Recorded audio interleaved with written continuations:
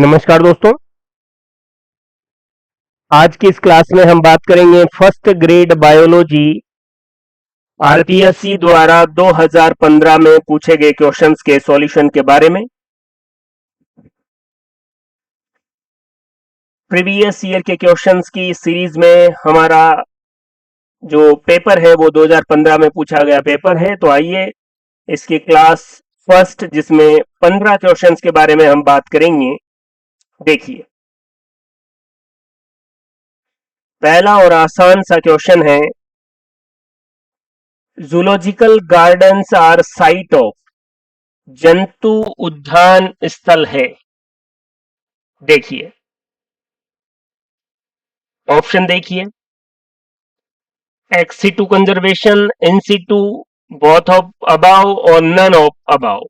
बहिस्थानीय संरक्षण, स्वस्थानीय संरक्षण, उपरोक्त दोनों और इनमें से कोई नहीं। क्लियर है बात? जो कंजर्वेशन है, वो जो संरक्षण है, वो दो प्रकार का होता है। एक एक्स सिटू और एक इन सिटू। इधर मैं इन सिटू की बात कर रहा हूं, और इन सिटू को हिंदी में स्वस्थानीय संरक्षण कहा जाता है। और दूसरा है एक्स सिटू। इसके बारे में आपको आइडिया होगा कि अगर किसी भी लिविंग ऑर्गेनिज्म को जहां पर वो पैदा हुआ है, जो उसका नेचुरल हैबिटेट है, वहीं पर संरक्षित किया जाए तो इन सिटू। इसमें आते हैं national park, wild life sanctuary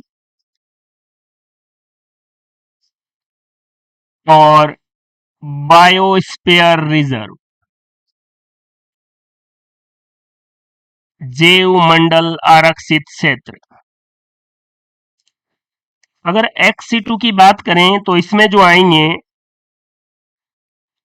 उसमें पहला है जूलॉजिकल गार्डन,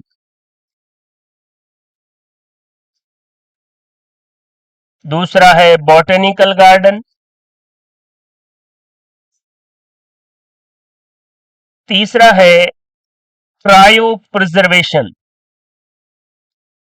नाइट्रोजन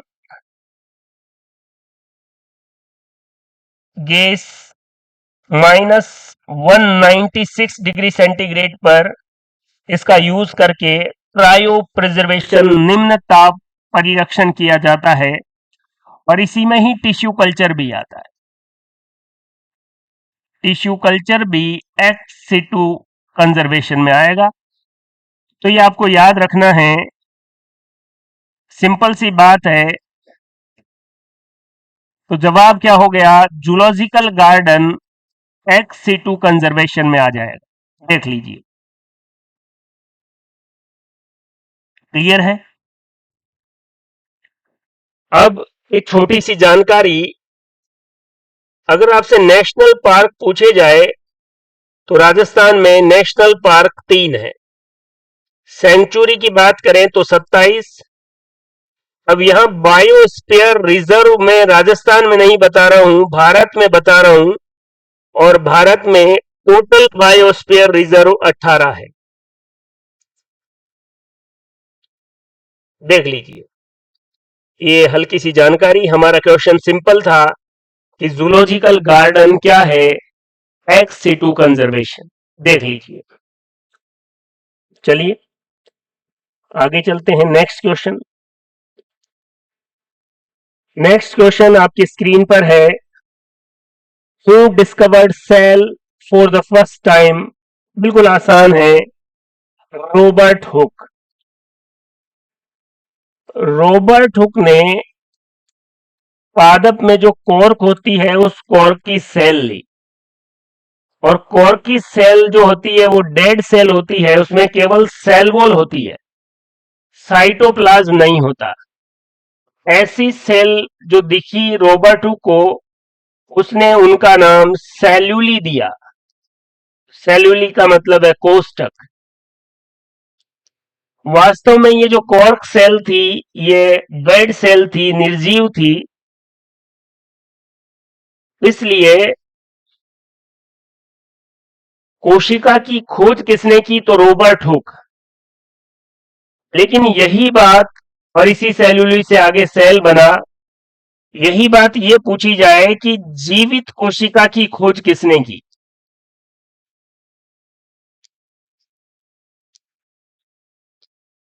जीवित कोशिका की खोज, और जीवित कोशिका की खोज की ल्यूवेनहॉक ने। ल्यूवेनहॉक, इन्होंने बैक्टीरिया की भी खोज की थी।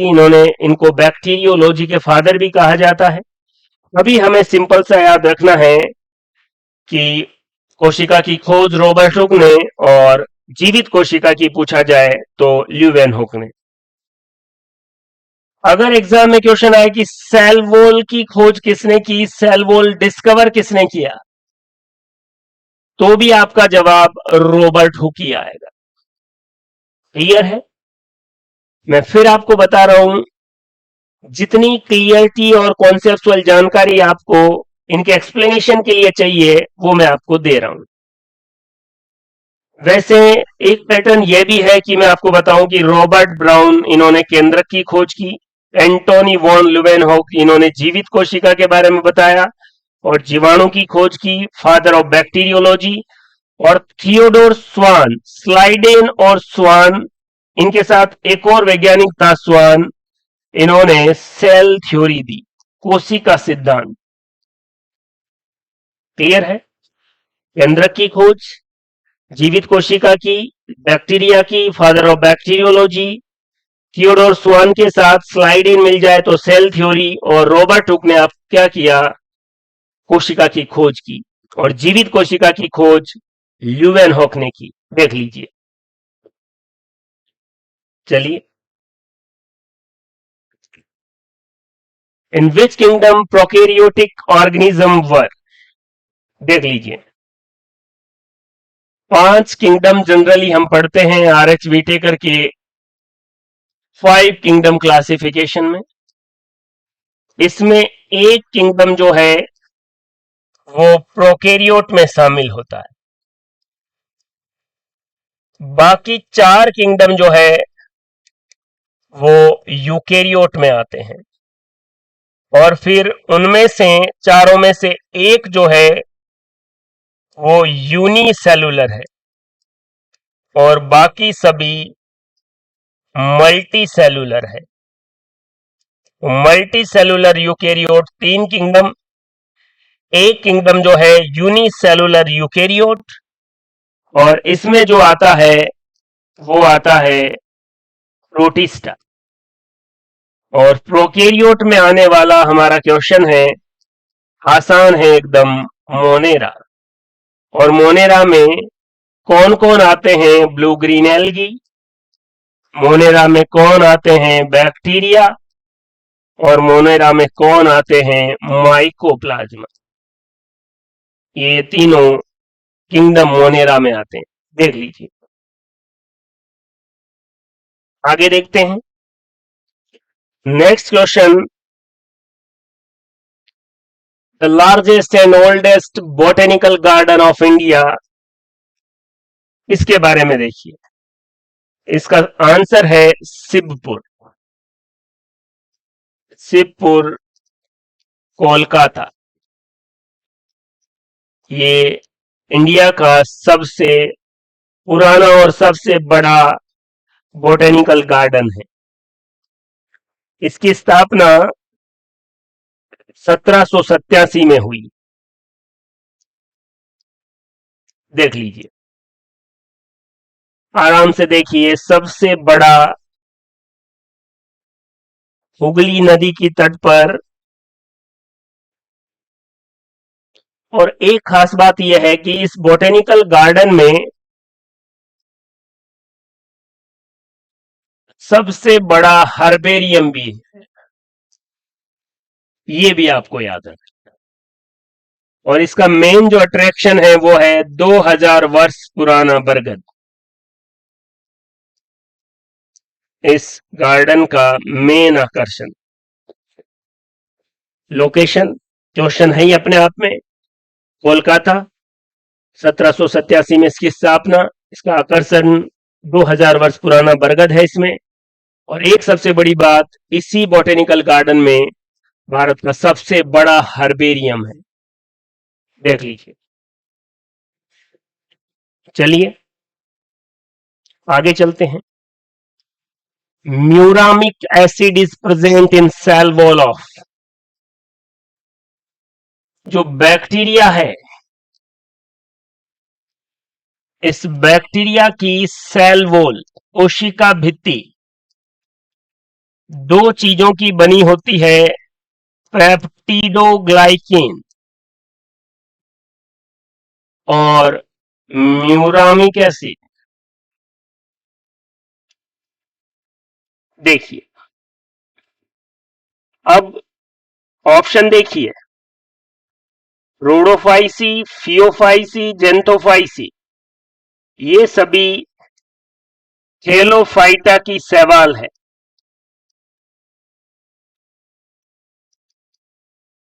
लेकिन साइनोफाइसी, जिसे आप ब्लू ग्रीन एल्गी भी कहते हैं और इसे साइनोबैक्टीरिया भी कहते हैं, इसलिए इसकी कोशिका भित्ति में म्यूरामिक एसिड होगा। सही जवाब साइनोफाइसी, ब्लू ग्रीन एल्गी। कौन से जगत या किंगडम में आएगी? मोनेरा में, अभी मैंने आपको कहा था, देख लीजिए। आगे चलिए। नेक्स्ट क्वेश्चन है हैप्लोन्टिक लाइफ साइकिल।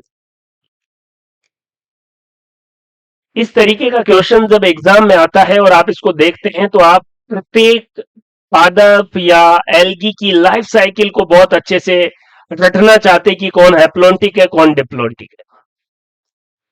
इस क्वेश्चन को अगर आप देखेंगे, ये स्पाइरोगायरा है। टाइपिंग मिस्टेक हो जाती है, बाकी ठीक है। देखिए आपको याद होना चाहिए कि फियोफाइसी या ब्राउन एल्गी,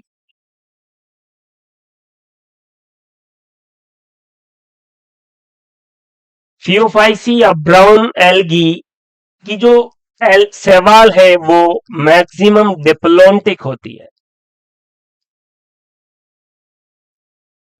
और एक्टोकार्पस और फियोफाइसी है, इसका मतलब ये दोनों तो नहीं है।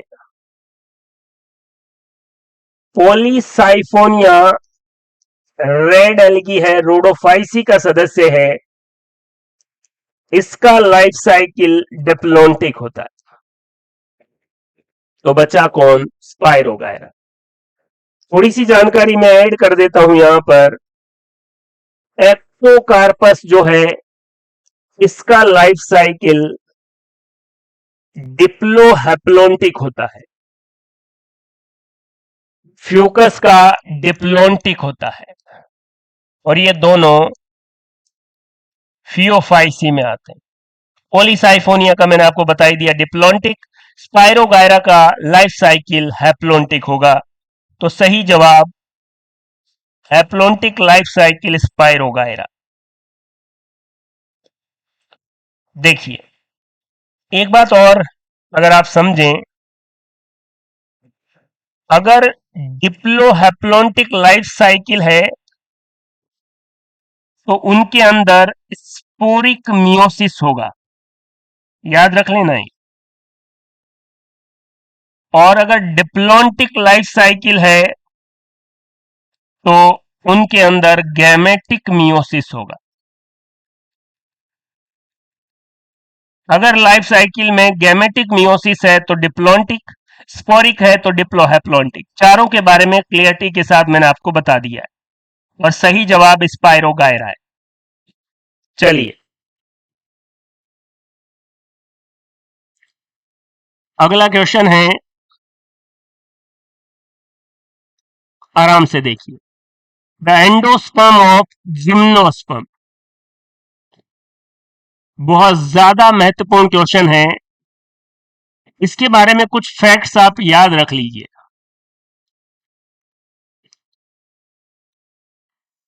2015, फिर 2018, फिर 2022, तीनों के पेपर भी हम सॉल्व करेंगे। सॉल्व करने का पैटर्न मैंने आपको बता दिया है कि अभी क्लियरिटी के साथ चीजें आपको बताई जाए और उसके बारे में जितनी जानकारी आपको कंफ्यूज नहीं करे उतनी बता रहा हूं। तो जिम्नोस्पर्म का जो एंडोस्पर्म है वो हैप्लॉइड होता है, पहली बात। तो क्वेश्चन का आंसर हैप्लॉइड। दूसरी बात है कि ये बिफोर फर्टिलाइजेशन बन जाता है, ये जबरदस्त बात। जिम्नोस्पर्म का एंडोस्पर्म, एंजियोस्पर्म में जो एंडोस्पर्म बनेगा वो फर्टिलाइजेशन के बाद बनता है। और तीसरी और महत्वपूर्ण बात इसके एंडोस्पर्म की आपको याद रखनी है, और वो क्या है कि इसे फीमेल गैमेटोफाइट भी कहते हैं। और याद रखें ये सारी चीजें किसके लिए है? जिम्नोस्पर्म के लिए। कई बार आपको लगता है कि सर अब किसी क्वेश्चन को ज्यादा एक्सप्लेन नहीं करते। जैसे जैसे एग्जाम नजदीक आएगा आपको जो भी चीजें पता हो क्लियरिटी के साथ पता होनी चाहिए। अब मैं आपको एक बात बताता हूं, मान लीजिए आपने थोड़ा ढंग से इसको नहीं पढ़ा और ये बात आपने याद कर ली कि एंडोस्पर्म फीमेल गैमेटोफाइट है, तो गलत हो जाएगा। एंजियोस्पर्म में फीमेल गैमेटोफाइट एम्ब्रियो सेक है। तो ये आपको याद रखना है कि जिम्नोस्पर्म के अंदर जो एंडोस्पर्म है वो हैप्लॉइड होगा, बिफोर फर्टिलाइजेशन बनेगा। और जिम्नोस्पर्म का एंडोस्पर्म फीमेल गैमेटोफाइट, एंजियोस्पर्म का फीमेल गैमेटोफाइट एम्ब्रियो सेक। ये जो प्लांट से रिलेटेड जितने भी कॉन्सेप्ट है वो हमने यहाँ पर बहुत बेहतर तरीके से पढ़ रखे हैं। जो भी साथी दैत्य जी कॉन्सेप्ट से जुड़े हैं उनको इन क्वेश्चंस में किसी प्रकार की कोई प्रॉब्लम नहीं होनी चाहिए। अगला महत्वपूर्ण क्वेश्चन आपकी स्क्रीन पर देखिए, characteristics feature of kingdom fungi. कवक, कवक के कैरेक्टरिस्टिक्स पूछ रहा है। It is a group of prokaryotic organism. अभी थोड़ी देर पहले पढ़ा है कि प्रोकैरियोटिक ऑर्गेनिज्म किंगडम मोनेरा में आएंगे, जिसमें ब्लू ग्रीन एल्गी, जिसमें बैक्टीरिया, जिसमें माइकोप्लाज्मा होगा। देखिए इसका मतलब ये ऑप्शन सही नहीं है। आगे यहां देख लेते हैं, ये है कि यूकेरियोटिक जीवों का समूह है, बिल्कुल, जिसमें पोषण अंतर्ग्राही, अंतर्ग्राही इंजेस्टिव मोड ऑफ न्यूट्रिशन। तो याद रखें कवक में मोड ऑफ न्यूट्रिशन अब्जॉर्प्टिव होता है, इंजेस्टिव नहीं होता। इसलिए ऑप्शन नंबर 3 एकदम सही है। It is a group of eukaryotic organism with absorptive mode of nutrition. चौथा क्या कह रहा है कि ये एक यूकेरियोटिक स्वयंपोषी फोटोसिंथेसिस थोड़ी करते हैं, तो ये भी गलत है। तो ऑप्शन नंबर 3 एकदम सही है। आसान सा क्वेश्चन है। इससे आपको एक चीज पता करनी है कि फंजाई यूकेरियोट में आता है और इसमें न्यूट्रिशन की मेथड कौन सी है? अब्जॉर्प्टिव मोड ऑफ न्यूट्रिशन। देख लीजिए, आसान है बिल्कुल। अगला क्वेश्चन ब्रायोफाइटा से। ब्रायोफाइटा में रिप्रोडक्शन कौन सा होता है? ऊगेमस। देख लीजिए, ब्रायोफाइटा में रिप्रोडक्शन अगर आपसे पूछा जाए तो वो कैसा है? ऊगेमस। देख लीजिए, याद रखना आपको ये। एक चीज आपको बता देता हूं मैं ब्रायोफाइटा के बारे में। सबसे महत्वपूर्ण तो यह है कि इसमें गैमेटोफाइट पर डिपेंड रहता है कौन? स्पोरोफाइट। कंप्लीट डिपेंड भी हो सकता है और पार्शियल या आंशिक रूप से भी निर्भर हो सकता है। दूसरा यह है कि ब्रायोफाइट जो है मोस्ट एंशियंट एम्ब्रियोफाइट है। पहली बार भ्रूण का निर्माण, एम्ब्रियो का फॉर्मेशन की शुरुआत ब्रायोफाइट में हुई। देख लीजिए, तो ये 3 बातें आपको याद रखनी है। चलिए, the main plant body of pteridophyte के बारे में पूछ रहा है, तो टेरिडोफाइट की मेन प्लांट बॉडी स्पोरोफाइट होती है। देख लीजिए, अगला क्वेश्चन आपकी स्क्रीन पर, इसको ध्यान से देखिए। निम्नलिखित में से कौन सा एक संयुक्त उपकला ऊतक शूडो या कंपाउंड कंपाउंड एपिथेलियल टिश्यू नहीं है?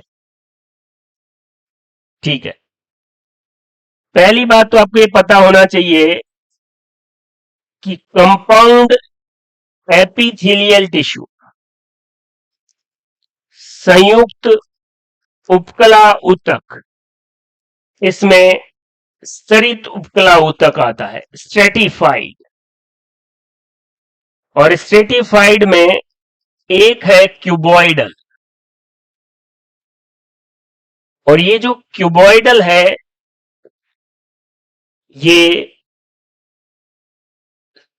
जो डक्ट्स है ग्लैंड की, उन पर पाई जाती है जनरल।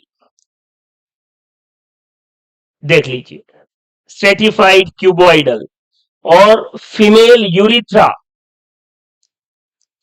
मानव के अंदर फीमेल यूरिथ्रा में भी यही पाई जाएगी।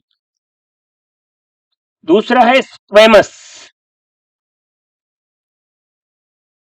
स्क्वेमस स्ट्रेटिफाइड एपिथेलियल टिश्यू, ये 2 टाइप की होती है, नॉन केरेटिनाइड और केरेटिनाइड। और नॉन केरेटिनाइड में 3 जगह आपको याद रखना है, बक्कल कैविटी, फेरिंग्स और जीभ, टंग।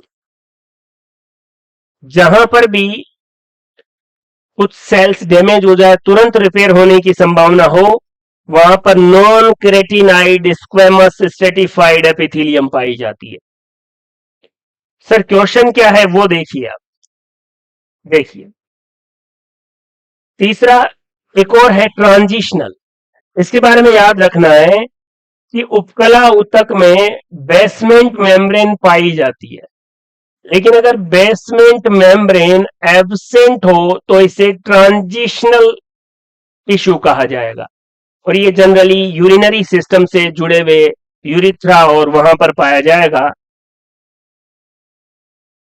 शूडो स्ट्रेटिफाइड टिश्यू का मतलब है कि ये बेसमेंट मेम्ब्रेन, एक सेल बड़ी, एक छोटी, एक बड़ी, एक छोटी, एक बड़ी, एक छोटी, ऐसे तो है, तो एक ही परत, लेकिन दिखने में ऐसा लगता है कि बहुपरतीय है या 2 परतें हैं, इसलिए स्यूडो आभासी स्तरित ऊतक है। तो ये वास्तविक कंपाउंड नहीं है, ये सरल उपकला ऊतक का ही पार्ट है। इसलिए क्वेश्चन का जवाब शूडो स्ट्रेटिफाइड एपिथेलियम होगा। ये स्तरित नहीं है, कंपाउंड नहीं है, ये सरल है, बस दिखता है ऐसा।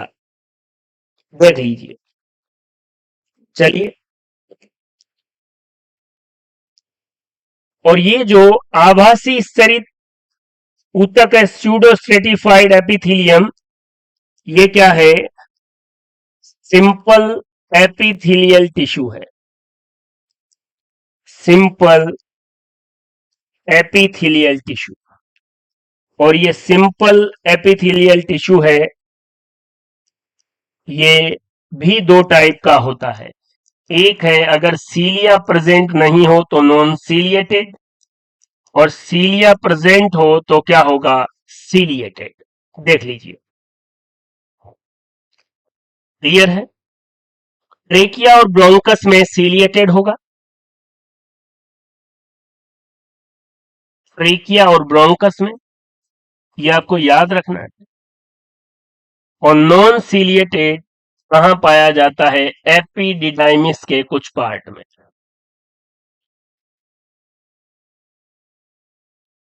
देख लीजिए, ये है सूडो स्ट्रेटिफाइड टिश्यू।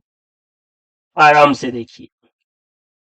एक चीज और आप याद रखें, pseudo stratified tissue simple epithelial tissue है, बस ऐसा लगता है कि यह स्ट्रेटिफाइड है क्योंकि एक सेल बड़ी और एक छोटी ऐसे अरेंज हो जाती है। क्लियर है। चलिए, पीएच ऑफ ब्लड, तो आपको पता है कि ब्लड की पीएच 7.4 होती है, तो ये हल्का क्या हो जाएगा, क्षारीय हो जाएगा, अल्प क्षारीय, स्लाइटली एल्कलाइन। आसान क्वेश्चन है। प्रोटीन ओसिन प्रेजेंट इन, तो ये ओसिन प्रेजेंट कहां होगा, प्रोटीन मैट्रिक्स ऑफ बोन, हड्डियों की उपकला में होगा। देख लीजिए,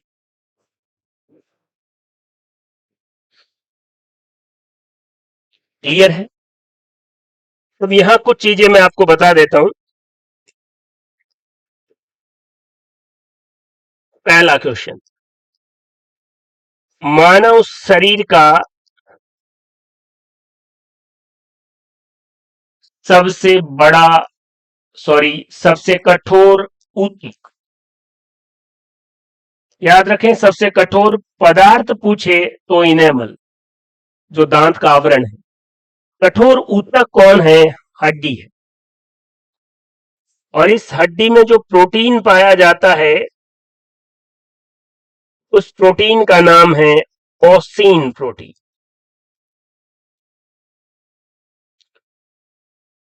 इस हड्डी का जो बाह्य आवरण होगा, उसका नाम पेरिओस्टियम है, हड्डी का बाह्य आवरण। और एक जबरदस्त बात, जो मैमल्स है, स्तनधारी है, उनकी जो बोन है, उनमें स्पेशल सिस्टम पाया जाता है, हैवर्सियन सिस्टम, जो मैमल्स का सैलिएंट फीचर है। ये भी बोन से संबंधित है। देख लीजिए आप, तो ये कुछ बातें बोन से रिलेटेड आपको याद होनी चाहिए। एक है कि अगर बोन को या हड्डी को नष्ट करना है, तो एक सेल है ओस्टियोक्लास्ट सेल। ये ओस्टियोक्लास्ट सेल 30 मोनोसाइट सेल से बनी होती है, ये भी आप याद रख सकते हैं। और एक बात और ऐड कर लें, बोन की जो ग्रोथ है, वृद्धि है, वो द्विदिशीय होती है, बाई डायरेक्शनल होती है। ये फैक्ट्स है जो एग्जाम में पूछे जाएंगे। एक बार फिर कह रहा हूं, मैमल्स की बोन में हैवर्सियन सिस्टम, सैलिएंट फीचर है, विलाक्षणिक गुण है स्तनधारियों का।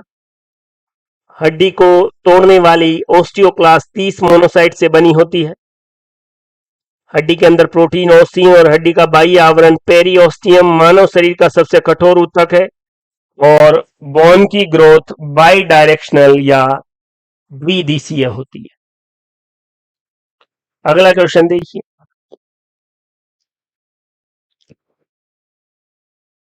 फलों और उनके खाने का जो भाग है उसमें सुमेलित नहीं है। देखिए, अब आपको यही याद कर लेना है। पोमेग्रेनेट जूसी टेस्टा खाया जाता है, याद कर लीजिए इन्हें।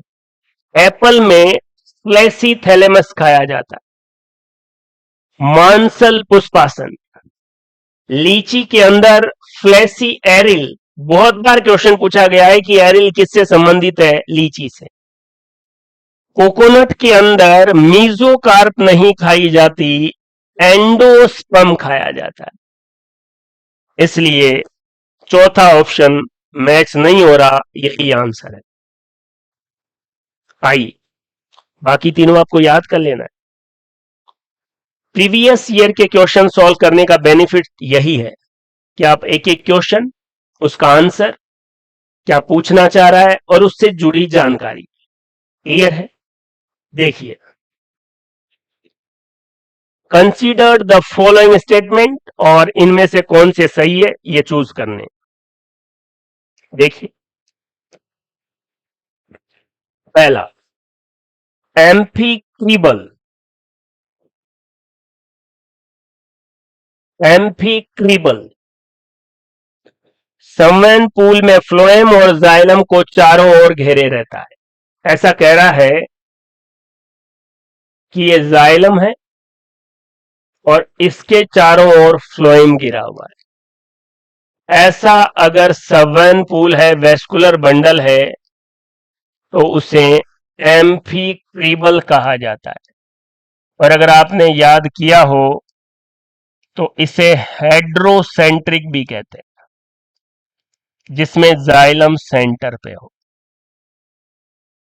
और एक जबरदस्त बात यह है कि ये जो एम्फीक्रीबल है ये क्लोज्ड टाइप होता है। क्लोज्ड टाइप का मतलब है जिसमें वेस्कुलर कैम्बियम एब्सेंट हो। अगर वेस्कुलर कैम्बियम किसी वेस्कुलर सिस्टम में प्रेजेंट है तो फिर वो ओपन बोला जाएगा। बिल्कुल सही बात है। Amphicribral vascular bundle, xylem surrounded by phloem all sides. Cambium is absent, अगर कैम्बियम एब्सेंट है क्लोज होगा। ये क्या कह रहा है, ओपन नहीं। ओपन तो कब कहा जाएगा, जब कैम्बियम प्रेजेंट हो। तो दूसरा स्टेटमेंट गलत है। In radial vascular bundle RE7 पूल में जाइलम और फ्लोएम अलग अलग त्रिज्या पर होते हैं, बिल्कुल ऐसे। यहां पर ये जाइलम, फिर फ्लोएम, फिर जाइलम, फिर फ्लोएम, फिर जाइलम, फिर फ्लोएम। ऐसा ही रेडियल वेस्कुलर सिस्टम होगा, तो ये भी सही है। In radial vascular bundle xylem and phloem are not present in separate radii, नहीं, ऊपर देख लिया, ये भी गलत है। तो पहला और सी, ए और सी, ये सही है, देख लीजिए। और एम्फीक्रीबल का आपको याद भी रखना है, और ये चीज मैंने आपको बताई दी है, और फिर दोबारा बता देता हूं। अगर वेस्कुलर कैम्बियम प्रेजेंट हो, open type vascular system, absent हो, क्लोज्ड टाइप वेस्कुलर सिस्टम। एम्फीक्रीबल या हेड्रोसेंट्रिक कैसा है, क्लोज्ड टाइप। और ये पाया किसमें जाता है, सिलेजिनेला और फर्न में, कुछ फर्न जो है उनमें पाया जाता है, देख लीजिए आराम से। तो साथियों, ये था 2015 में पूछे गए फर्स्ट ग्रेड बायोलॉजी के पहले 15 क्वेश्चंस। बड़े आसान और सिंपल तरीके से मैंने आपको समझाया है। मुझे आशा है कि यह क्लास आपके लिए उपयोगी साबित होगी। आप इसको पढ़ेंगे, बार बार रिवाइज करेंगे और अपनी तैयारी को बेहतरीन करेंगे। थैंक यू, धन्यवाद।